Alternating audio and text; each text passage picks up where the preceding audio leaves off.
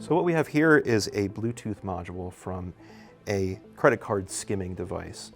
Now, the credit card skimmers can be found on anywhere from ATMs, gas pumps, and virtually anywhere that a consumer might use their credit card to pay for a transaction. So criminals will actually be able to capture a victim's credit card information that will get stored on this device after the consumer swipes their credit card at one of those locations when they're trying to make a purchase.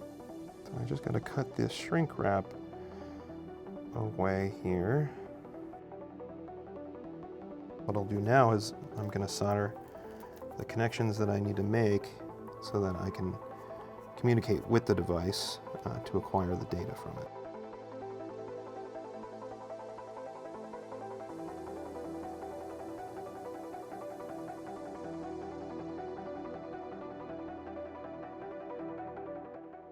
There are two goals when examining a skimmer: recover stolen account information and find the attribution data.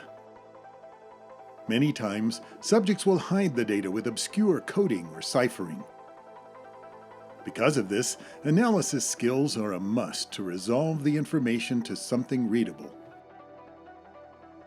So now that we've acquired data from this Bluetooth module, and we look at it in a hexadecimal view, I can actually see right here highlighted, this is the Bluetooth MAC address of a device that was previously paired with this Bluetooth module.